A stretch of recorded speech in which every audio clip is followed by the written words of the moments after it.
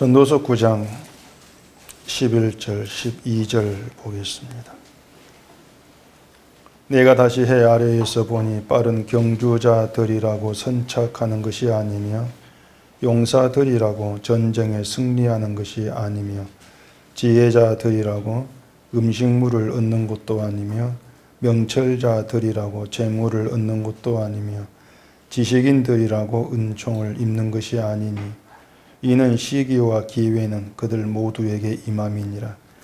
분명히 사람은 자기의 시기도 알지 못하나니 물고기들이 재난에 그물에 걸리고 새들이 올무에 걸림같이 인생들도 재앙의 날이 그들에게 호련히 임하면 거기에 걸리느니라. 아멘. 기도하겠습니다. 하나님께서 살게 하신 인생을 저희가 살아갑니다. 우리 뜻대로 되지 않은 이 세상 이치 속에서 결국 하나님께서 베푸신 그대로 우리는 받고 따라갈 뿐인데 우리의 삶에서 무엇을 깨닫고 또 하나님 하신 일 속에서 우리가 무엇을 봐야 될 것인가를 오늘도 이 말씀 안에서 알게 하시옵소서. 예수님 이름으로 기도합니다. 아멘. 사람들이 그 신을 찾고 기도하는 이유는 뻔합니다. 현재 문제와 미래 문제에 대한 해결이고 도움이라고 할 수가 있을 겁니다. 미래의 일은 누구도 알 수가 없습니다. 우리가 예측조차도 할 수 없는 것인데 전도자의 말대로 우리가 하나님에게 어떤 사랑을 받을는지 또 미움을 받을는지에 대해서도 알 수 없는 것이 인생의 미래다. 이렇게 얘기가 되어 있죠. 왜 이렇게 전도자 얘기를 하는가 하면은 하나님께서 어떤 사람을 사랑하신다, 또 미워하신다 이렇게 했을 때에 우리가 생각하고 있는 어떤 상식들 또 예측하는 어떤 것들을 따라서 행해지는 것이 아니기 때문에 그렇습니다. 우리가 상식처럼 알고 있는 것은 하나님께서 사랑하실 사람은 사랑받을 만한 일을 했을 것이고 또 하나님께서 미워하시는 사람은 미움받을 만한 일을 했기 때문이다. 그런 상식들 속에 우리가 머물고 있습니다. 모든 종교들이 그렇게 얘기를 하고 있죠. 그래서 얘기한 대로 인과응보라고 하는 것이 온 종교 속에 이제 퍼져 있다고 할 수가 있는데 기독교도 그런 세상 이치를 따라가다 보니까는 결국 하나님을 우리 인간 예측대로 움직이는 그런 분으로 얘기를 해버리는 것이고 그러다 보니까 우리 예측을 벗어나 사는 일하실 때 당황하고 혼란스러워지고 하나님께서 또 왜 이렇게 하시는가 욥기처럼 이유를 알지 못해서 답답해하는 그런 경우들도 우리는 수도 없이 겪고 살아가는 것이 이제 인생인 것이죠. 하나님이 우리 예측을 벗어나신다고 하는 것은 우리는 행동을 보고 자꾸 판단을 한단 말입니다. 행동을 보고 우리가 사는 걸 보고 이 정도면 뭐 사랑을 받을 만하겠지. 이 정도면 하나님께서 날 도와주시겠지. 우리는 그렇게 이제 예측을 하는데 하나님은 우리 행동을 전혀 이제 보지를 않으신다는 겁니다. 행동을 보지 않고 사랑할 자를 사랑하시고 미워할 자를 미워하신다. 이건 하나님 선택이거든요. 그렇기 때문에 예측이 안 되는 거예요. 나에게 어떤 일이 있을까 예측을 못하는 겁니다. 착하게 살았고 또 교회 생활도 수십 년 동안 열심히 잘했으니까 하나님께서 사랑하시면서 편하게 잘 살게 해 주실 것이다. 이런 게 하나님께 도무지 없습니다. 그런 원칙, 그런 어떤 그 방향성, 그런 것들이 있지를 않습니다. 그래서 미래를 불확실성이다. 이렇게 얘기를 하고 있는 것이죠. 미래가 이제 불확실하고 알 수 없다고 생각을 하기 때문에 미래를 생각하면 늘 이제 불안하는 겁니다. 염려가 또 되기도 하는 것이죠. 구원에 대해서도 염려가 거기에 실려 있는 겁니다.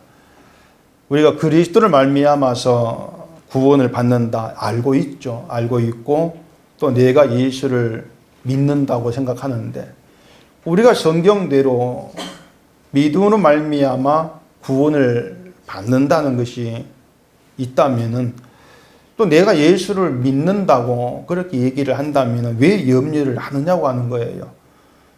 결국 염려할 수밖에 없는 것은 하나님께서 내 믿음을 인정해 주실까? 그런 불안감이 있는 겁니다. 뭐가 잘못된 것이라면은 믿음이라고 하는 것이 하나님으로 말미암아 하나님께로부터 주어진 것이다. 나에게 온 것이라는 것을 생각지 않고 있고, 그 믿음을 내가 만들어내는 거, 그렇게 생각을 하는 거예요. 그러다 보니까 내가 만들어낸 이 믿음을 하나님께서 인정해 줄까? 그걸 받아줄까? 인정해 줘야 이 믿음으로 말면 내가 천국 갈 건데, 인정 안 하면은 내가 실컷 믿고 지옥 갈 거 아닌가? 이런 불안감, 이런 염려들이 있다고 하는 거예요.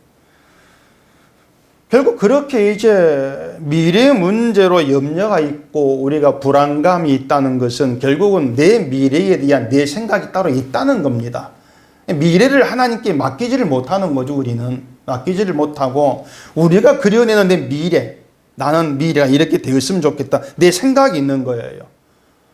자식이 말썽부리 공부를 못하면 미래에 염려하지 않습니까? 그건 부모가 원한 자식의 미래가 있기 때문에 그래요. 그러니까 우리가 살고 싶은 현실, 미래를 따로 우리는 갖고 있는 것이란 말입니다. 자, 우리가 예수를 믿는다 그래요. 그럼 예수를 믿는다 그러면은 예수님이 현실이 돼야 됩니다. 우리 전부가 돼야 되고 현실이 돼야 돼요. 천국을 믿는다면 천국이 여러분 현실이 돼야 돼요. 오늘의 현실, 내일의 현실, 죽는 순간까지 예수님이 천국이 현실이 돼야 되죠. 그런데 사람들은 그 예수님을 통해서, 하나님을 통해서 내가 원하는 현실을 따로 뽑아내려고 하는 거예요. 내가 원하는 현실을 살아가는 거, 그런 미래, 이것을 생각하기 때문에 결국 미래에 대한 불안과 염려가 사라질 줄 모릅니다. 늘 불안해요.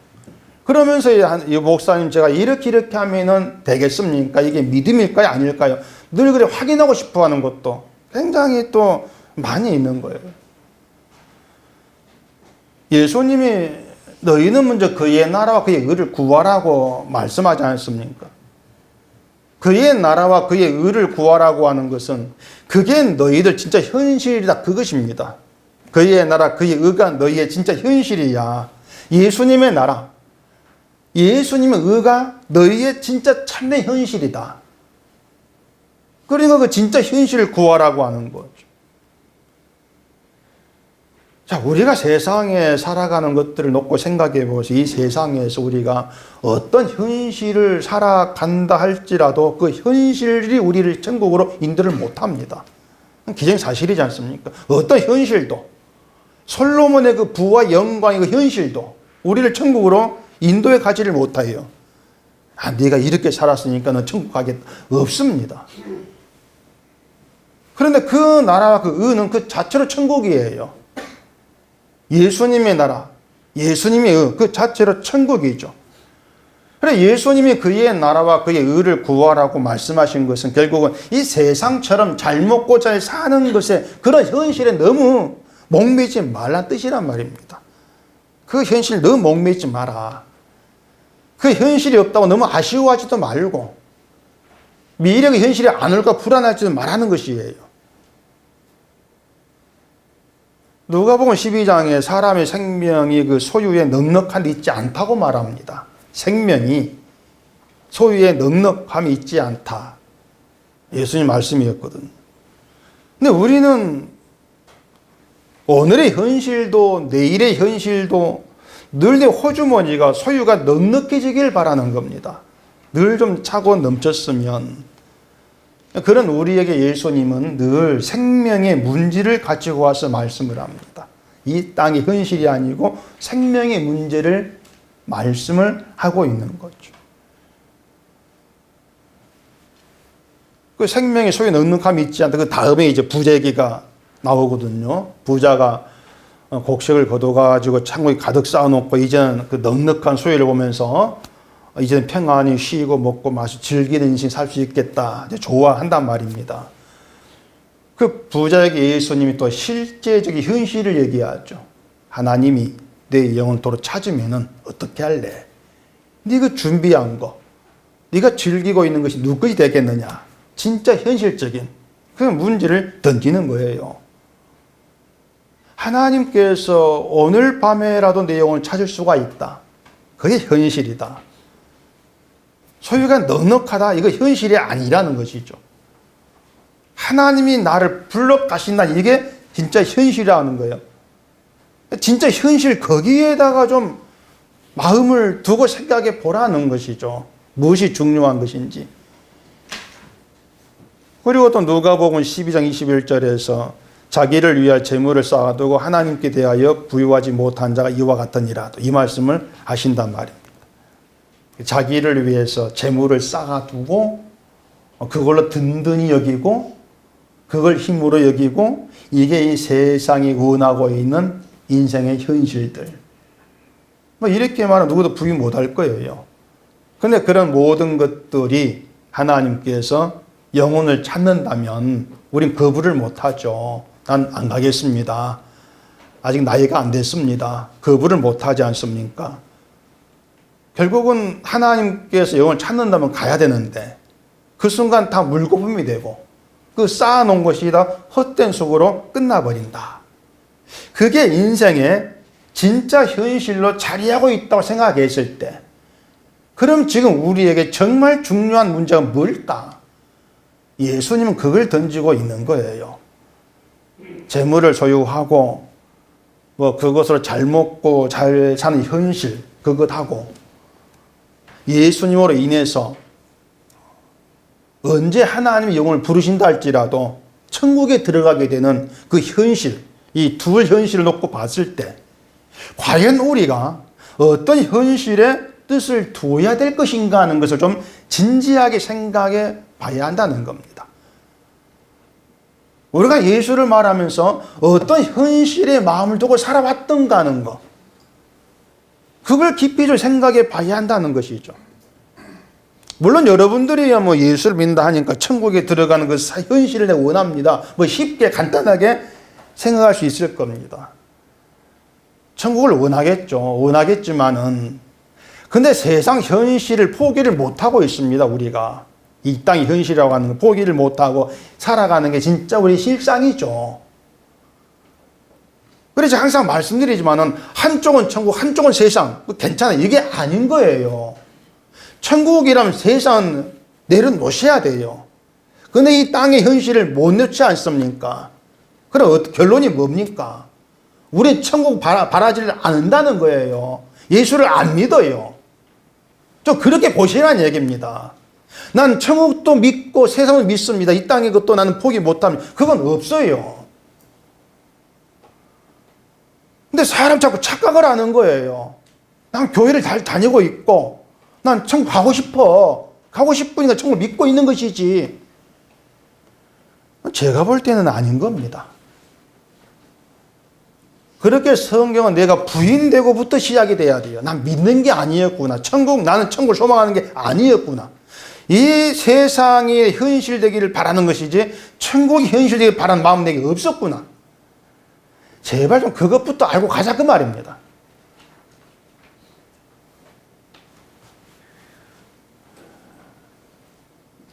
뭐 재물을 가지고 뭐 이 땅 살아가는 거 재밌겠죠. 재밌겠지만은 말씀드린 것처럼 언제 하나님께서 우리 영혼을 부르실지 알 수 없는 그런 상황에서 뭐가 참된 현실일까 하는 것들은 분명히 좀 돌아봐야 될 필요가 있는 겁니다.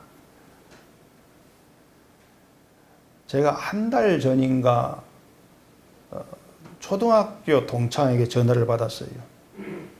제가 목사를 하다 보니까 친구가 아무도 없습니다. 동창회도 못 가고 뭐 초등학교, 중학교 친구들 만날 일이 없죠. 근데 초등학교 6년 동안 이제 옆 동네 살아가지고 같이 지내고 했던 그 친구를 이제 전화가 왔더라고요. 몇 년 만에 왔어요.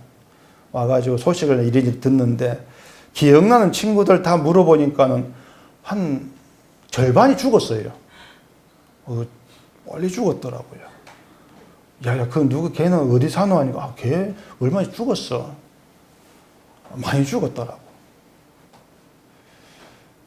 그러니까 우리가 어떤 이 세상에 어떤 살아간다고 하는 것들이 어떻게 보면은 하나님의 정말 그 허락한 시간 속에 우리가 들어있는 거란 말입니다.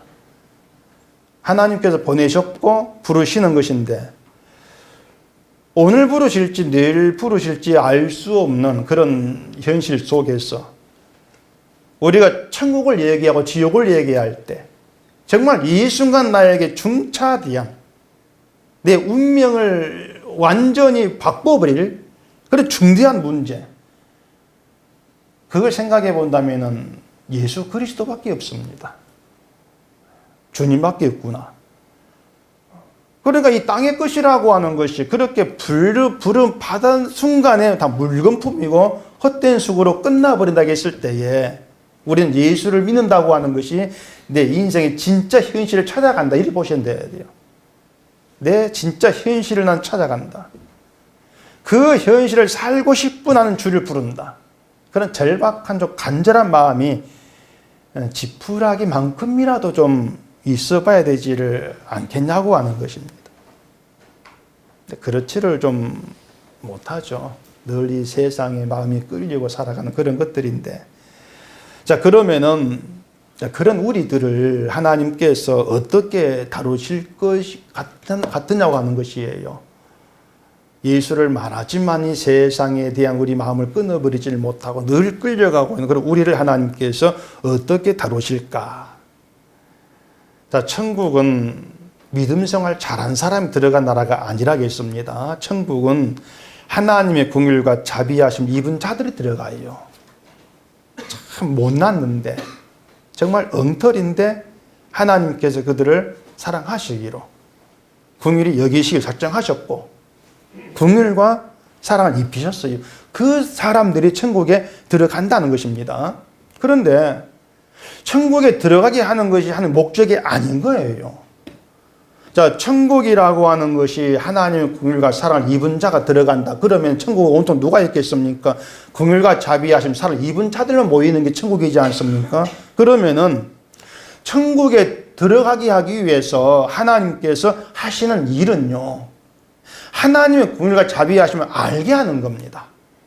긍휼과 자비하심이 얼마나 크고 존귀한 것인가를 깨달아 알게 만드시는 것이 우리가 살아있는 동안 하시는 하나님 일인 거예요. 잘 보셔야 돼요.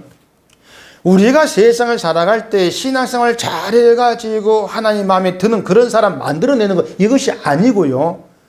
오전도 얘기했지 않습니까? 정말 엉터리고 이 세상을 욕망서 끊어버리지를 못하는 그런 우리들인데, 그런 우리를 긍휼과 자비를 입혀서 천국에 보내신다. 그 긍휼과 자비가 얼마나 소중한가, 이것을 나의 엉터리라는 그 가운데에서 깨닫게 하시는 거예요. 그러면서 우리의 자랑이 긍휼과 자비가 되게 만들어내시는 것, 그게 하나님께 영광이 되는 것이죠. 그렇게 하나님 우리에게 일을 하고 계신다고 하는 겁니다. 그래서 하나님 우리에게 뭘 가르치시려고, 뭘 남기시려고 간섭합니까? 인도하십니까? 이렇게 물으신다면은 하나님 우리 속에 하나님 긍휼과 자비와 존귀와 복된 가치를 남기로 일하신다. 이렇게 받아들이시면 되는 거예요. 그게 우리 현실이니까. 우리가 살아가면서 겪게 된 사건들이 그런 한뜻과 무관하지가 이제 않는 겁니다. 11절을 보십시다.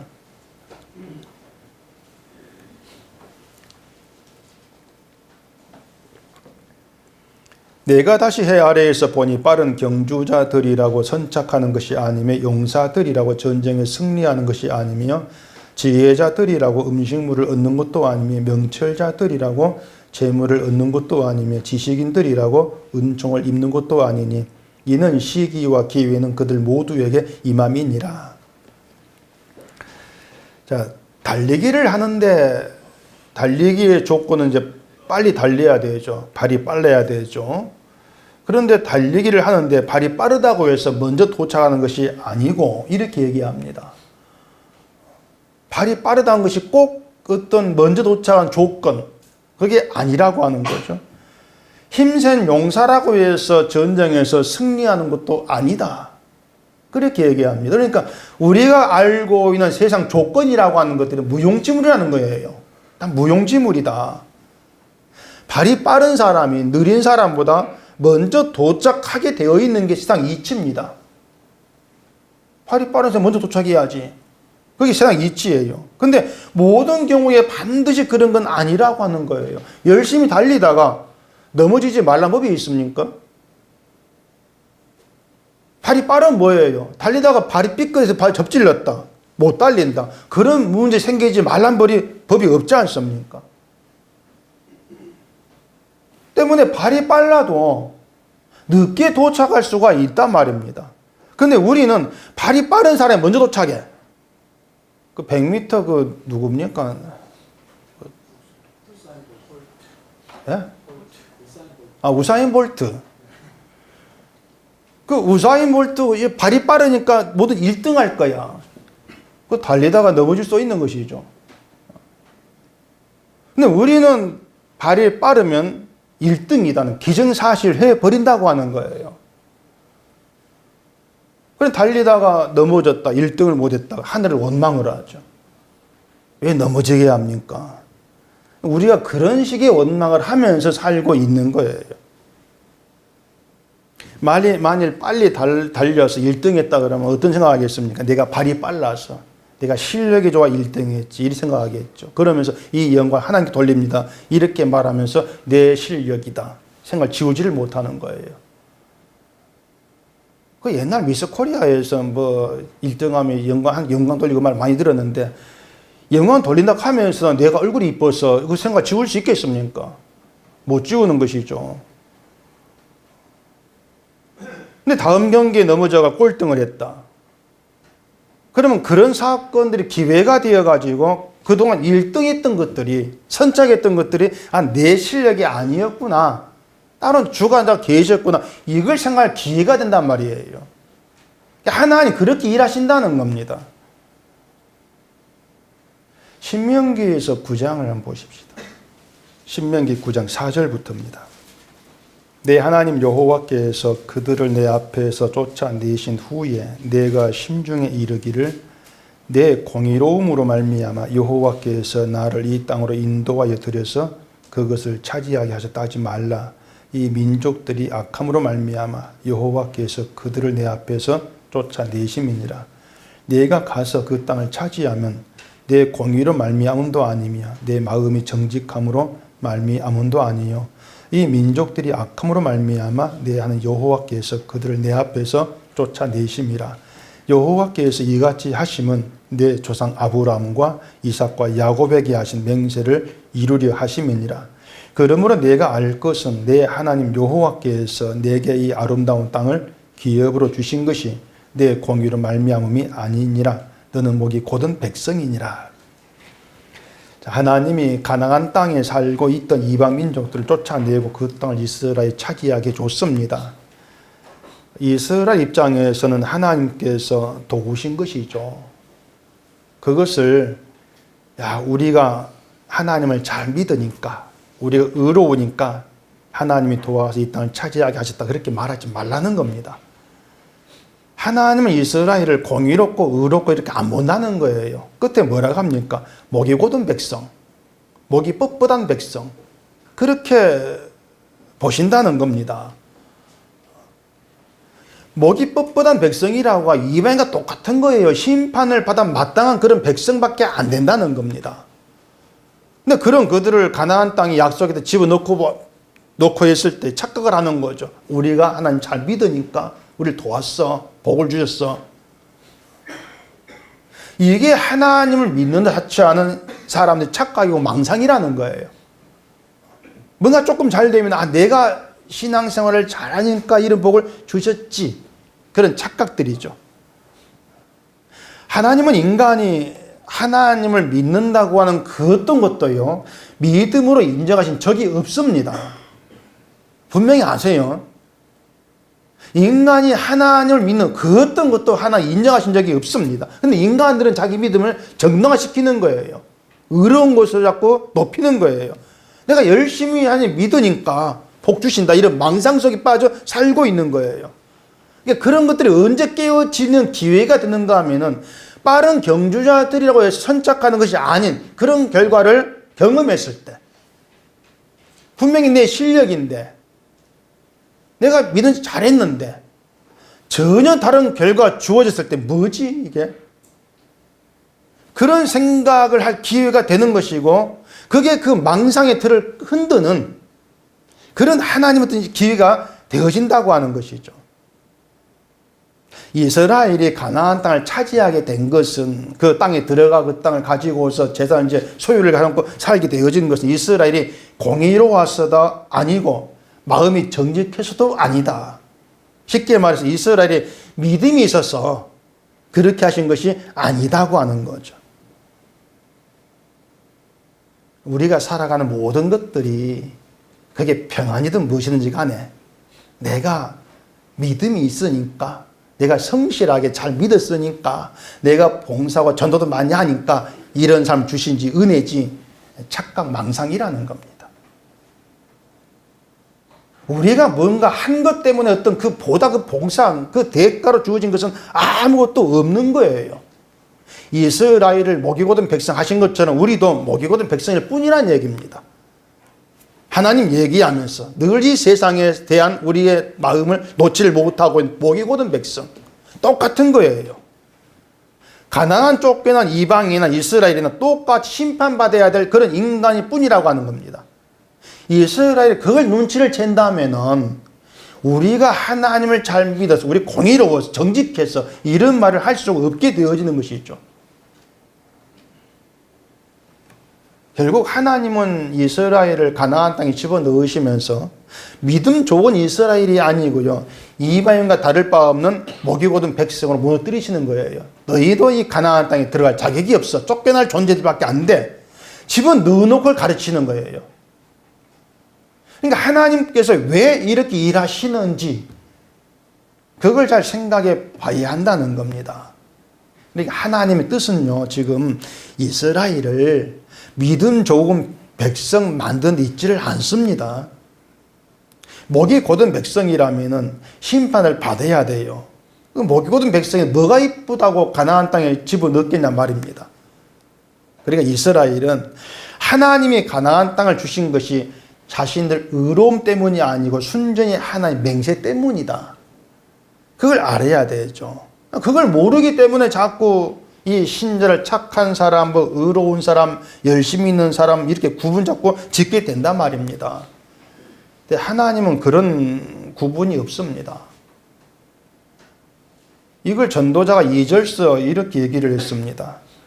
모든 사람에게 임하는 그 모든 것이 일반이라 의인과 악인, 선한 자와 깨끗한 자와 깨끗하지 아니한 자, 제사를 드리는 자와 제사를 드리지 아니한 자에게 일어난 일들이 모두 일반이니 선인과 죄인, 맹세하는 자와 맹세하기를 무서워하는 자가 일반이로다. 우리는 의인과 악인, 깨끗한 자와 깨끗하지 않은 자를 구분합니다. 늘 제사를 드린 자와 드리지 않은 자를 구분합니다. 제사를 드린 자는 믿음이 있고 드리지 않은 자는 믿음이 없다 구분한단 말입니다. 근데 하나님께는 그런 구분이 없다는 겁니다. 오히려 난 의롭고 깨끗하고 예배 드렸고 그렇게 자기강을 내세워서 복받고 구원받을 자기에게는 정당한 자로 나를 여기고 그 가운데에서 하나님을 찾는 것을 목이 곧다 이렇게 해버립니다. 자기 의를 가지고 나오는 걸 목이 곧다 이렇게 말씀해 버린다고 하는 거예요.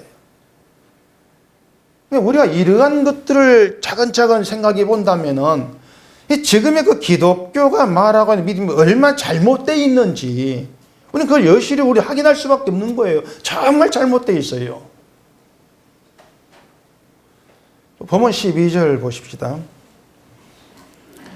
분명히 사람은 자기의 시기도 알지 못하나니 물고기들이 재난의 그물에 걸리고 새들이 올무에 걸림 같이 인생들도 재앙의 날이 그들에게 호련히 임하면 거기에 걸리느니라.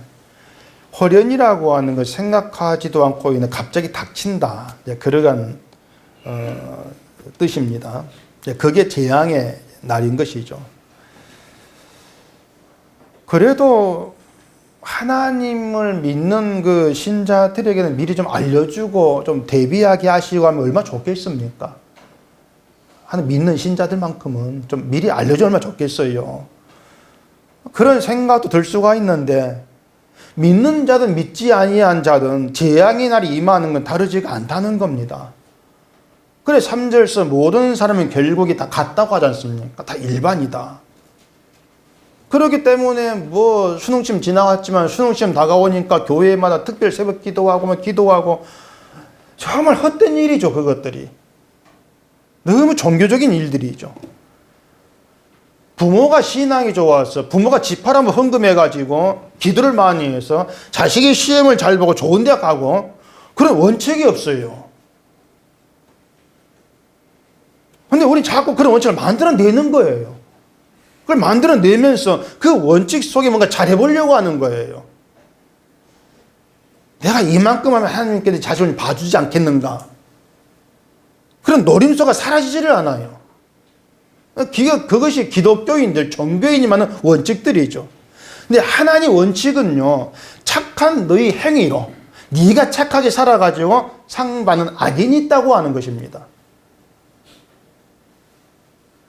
착한 행동이 의의 결과가 본인에게로 돌아오지를 아니한다는 거예요. 왜 그런가 하면은 우리가 이 정도면 착하다고 생각하는 것들이 도무지 하나님께는 의로움이 안 됩니다. 그게 이제 문제가 되는 거예요. 하나님께 의가 안 되는 거예요. 그렇기 때문에 재앙의 날이 임해서 거기에 걸린다 할지라도 하나님께 뭐라고 항의할 말이 없게 되는 게 인간 입장입니다. 하나님 왜 이렇게 합니까? 항의하려면 그만큼 정당해야 되고 그만큼 뭔가 자격이 돼야 되는데 인간은 그 어느 것에도 해당이 되지를 않습니다. 오히려 하나님께서 어떻게 한다 할지라도 할 말이 없다는 것. 유구무원입니다. 이렇게 나와줄 수밖에 없는 것이 인간의 처지라는 것을 우리는 깨닫게 될 뿐이에요. 성경 안에 들어가게 되어지면은. 자꾸 내가 해온 걸 보니까는 하나님 왜 이렇게 하죠? 원망이 나오고 마치 하나님이 부당한 것처럼 이렇게 우리는 바라보게 되어진다고 하는 것이죠. 이런 것들이 하나님과의 관계가 화해관계 있지를 못하다는 의미가 되는 겁니다. 하나님의 일을 모른다고 하는 것이죠. 그러면 여기서 이제 우리가 좀 짚고 넘어갈 것이 있습니다. 재앙의 날이 호련히 임하게 하셔서 거기에 걸리게 한다. 하나님의 그 취지가 뭐겠냐는 것이에요. 왜 하나님 그렇게 일하시겠는가? 그냥 고생시키는 것이냐? 재앙에 고생 좀 해라. 그냥 고생시키는 것이냐? 그건 아니죠. 하나님은 모든 사람의 결국이 일반이다. 이 원칙을 가지시고 우리가 사는 것이 의로움이 되게 하는 그런 일을 하고 계시는 겁니다. 우리의 삶이 의로움이 되게 하는 것. 뭐냐면은 재앙의 날이 호련히 임하게 하셔서 거기에 걸리게 하시는 것이 그런 과정들, 그런 사건들, 그런 것들을 통해서 우리의 삶이 의가 되어서 나오게 만들어 내신다고 하는 겁니다. 자, 우리는 인생을 살아가면서 착한 일을 하고 어떤 믿음의 일을 해야만이 그게 의가 된다. 그렇게 생각합니다. 착한 일이 있어야 의가 된다는 것이죠. 그래서 그냥 일상생활, 그냥 먹고 마시고 살아가는 거, 이 평범한 일상생활로 따로 떼놓죠. 이 평범한 거. 이건 의로운 것과 거리가 멀다. 이렇게 알고 있는 거예요. 먹고 마시는 그 행위가 의가 된다는 뜻은 아니에요. 먹고 마시는 것은 일상생활이 아주 미미한 일, 별것 아닌 사소한 일, 이리 생각을 하고 당연한 것으로 받아들이고 있기 때문에 먹고 마시는 것도 하나님 허락의 은혜라는 생각을 놓치고 있단 말입니다. 먹고 마시는 것도 은혜고 하나님 허락이에요. 자, 믿음의 세계가 뭔가 하면은요, 내가 한다는 거, 그게 다 빠지는 겁니다. 내가 내 힘으로 한다는 것들이 하나하나 빠지면서 당연하고 아무것도 아닌 것을 생각했던 먹고 마시는 것도 은혜로 둥둥 남는 거예요. 그게 믿음의 세계예요. 그걸 알게 되어지면서 모든 것이 하나님으로 말미암았습니다. 이 고백으로 나와지는 게 삶의 의로움이라는 겁니다. 먹고 마시는 가운데에서도 이것도 하나님으로 말미암은 은혜입니다. 그 고백에 나와지는 거. 그게 의로움이라고 하는 거예요. 근데 그 삶의 의로움이라고 하는 것이 평안히 살아가는 과정에서는 생각지를 못하는 겁니다. 평안한데 잘 사는데 근심을 잘 일이 없는데 그런 할 이유가 뭐가 있겠습니까? 재앙의 날이 호련히 임해서 그동안 누렸던 것들이 하나하나 사라지는 경험하면서 그것들이 내 것이 아니었고 내 힘이 아니었다. 내 실력으로 내가 누린 것들이 아니었다. 이걸 알아갔을 때 그때 그 자리에서 은혜였구나. 그게 다가오는 거예요. 은혜였구나. 은혜로 살아가는 걸 은혜로 내가 못 받구나. 그렇게 은혜라고 하는 걸 알고 결국 먹고 마시는 것조차도 감사함이 될 때 그게 삶의 의로움이라는 겁니다. 긍휼과 자비하심을 내가 누리고 있는 것들, 그걸 위해서 하나님이 재앙의 날 홀에 임하게 하시는 그런 일을 하고 계신다고 하는 것이죠. 하나님의 의를 이루기 위해서다.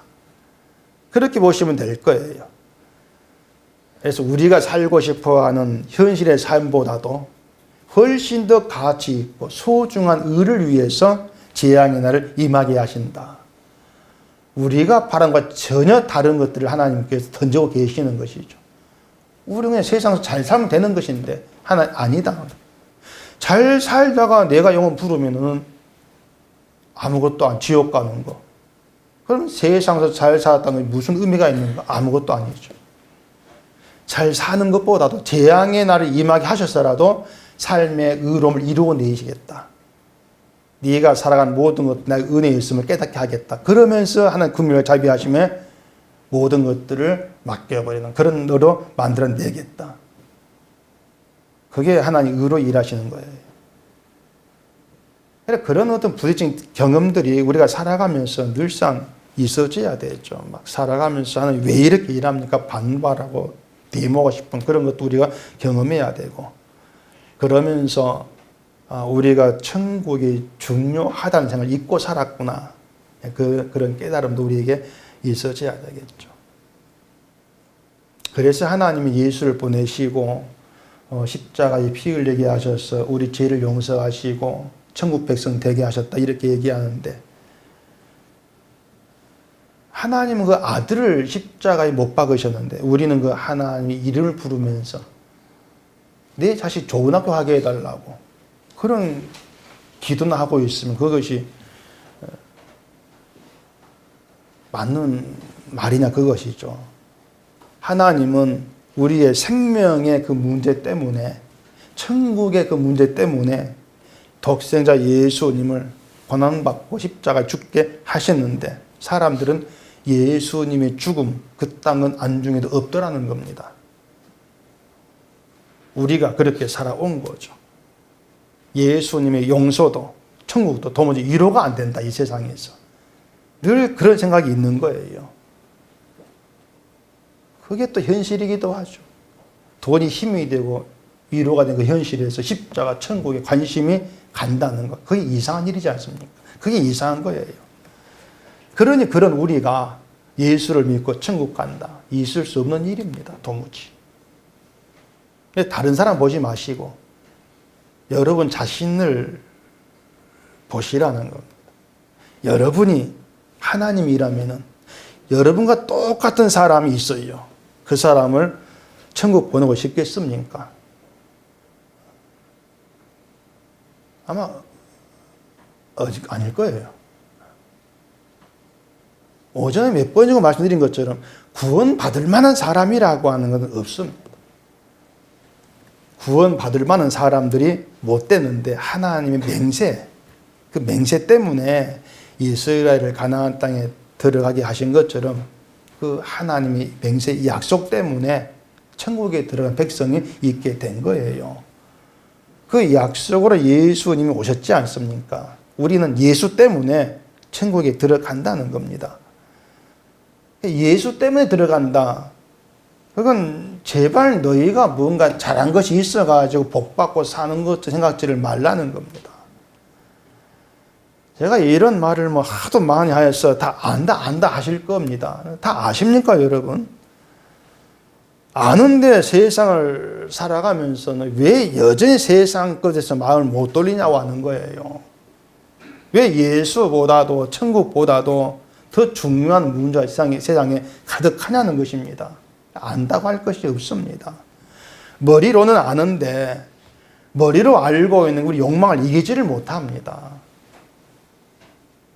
때문에 알고 있는 것들이 삶에서 나타나지를 못하는 거예요. 그런 것들 우리가 알게 되어지면은 도무지 내가 신앙생활을 한다는 말을 할 수가 없음을 알게 되는 겁니다. 그러니까 여러분 알아야 되는 것은 내가 할 수 있는 것이 없다. 그것 하나 간직해 놓으세요. 내가 할 수 있는 것이 없다. 그리고 모든 걸 주가 행하시고 주가 이루신 덕분이다. 늘 그것을 확인해 가셔야 합니다. 호련히 임하는 재앙의 날이 바로 이걸 담고 우리 다가오는 겁니다. 네가 할 수 있는 건 없다. 우리를 참 연약한, 무능한 그런 존재로 만들어 내버리시는 것이죠. 세상을 살아갈수록 이것이 더 드러나고 내가 악하다 확인되어지고 내가 악한 것이 확인되어질수록 먼지가 뿌옇게 쌓여가지고 한쪽 구석에 던져진 성경책처럼 우리 관심 밖으로 팽개쳐져 있던 예수의 은혜 빛을 내는 거예요. 나의 악함을 알수록 빛을 내고 은혜가 선명하게 드러나게 되어지는 겁니다. 그게 신앙생활입니다. 내 악함을 알아간다는 거. 이런 신앙생활에는요, 뭐 주일 지키고 기도하고 성경 뭐 이런 것이 없어요. 하지 말라는 게 아니라겠습니다. 그 말은 그런 것들을 해도 그게 의가 되어가지고 천국 가는 그런 일은 없다는 겁니다. 늘 그게 우리에 담겨 있어야 돼요. 늘 이런 은혜를 사모하면서 살아간다면은 신자로서 얼마나 복된 일이길까 한번 생각해 보십시오. 주의 은혜를 늘 사모하고 살아간다. 그런 나로 하나님께서 만들어 가신다. 내가 지금 예수님을 말할 수 있고 말하게 된 것도 은혜다. 이 은혜 가운데 있는 것이 나의 복됨이다. 그걸 우리가 알게 되어지면은 예수로 충만하다는 것이 무슨 말인가를 알게 될 거예요. 여러분들이 주를 바라는 그 믿음이 이처럼 은혜만 사모하는 그런 결과로 늘 드러나기를 바랍니다. 기도하겠습니다.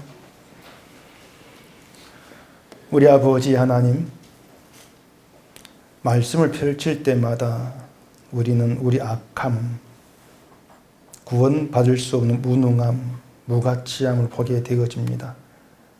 늘 잊고 살았던 문제들입니다. 이걸 깨닫게 하시려고 우리의 삶까지도 호련히 재앙의 날이 임하게 하는 그런 경험 속으로 밀어가시니 모든 것이 하나님의 뜻이고 은혜임을 깨달아 알게 하시고 우리의 삶들 속에서 하나님 은혜를 깨닫는 그 의로 나아지는 그 복을 우리에게 허락해 주시옵소서. 예수님 이름으로 기도합니다. 아멘.